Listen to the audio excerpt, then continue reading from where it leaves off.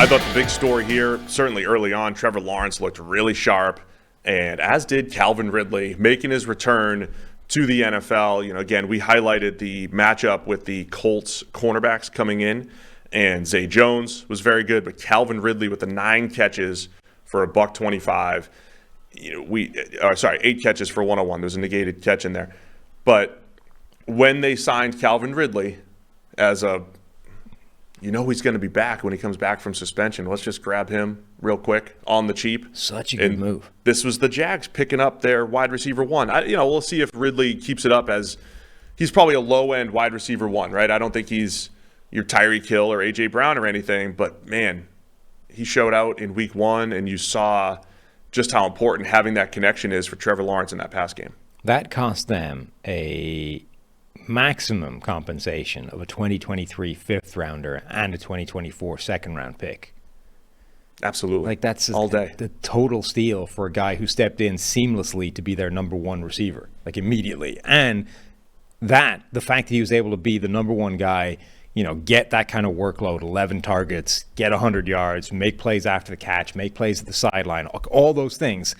That has that knock-on effect, that dream scenario that you keep talking about of now you get to move everybody down 1. And Zay Jones, you're sort of reminded, when Zay Jones is like your number 1 option, you're like, God, our receiving core kind of stinks. Zay Jones, our number 1 receiver. When Zay Jones is number 2 or number 3, you're reminded that dude actually makes a ton of plays. And it's like, he's good. He's just not a number 1 guy. It's like Jacoby Myers, right? As soon as he's not the alpha, you're like, that dude's a good playmaker. So Zay Jones makes like an insane catch, right in the corner of the end zone.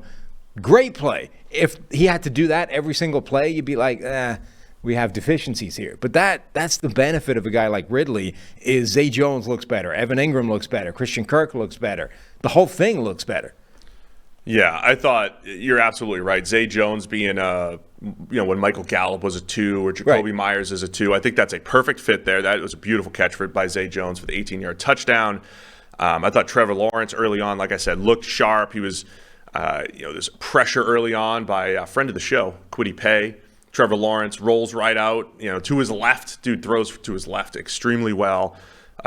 Makes a great throw up the sideline right before he rolls left again for a touchdown early on. So I thought the Jags offense was as advertised, right? They spread the ball around. The receivers were the key playmakers.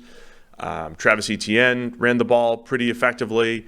It really came down to this game I don't think should have been as close as it was.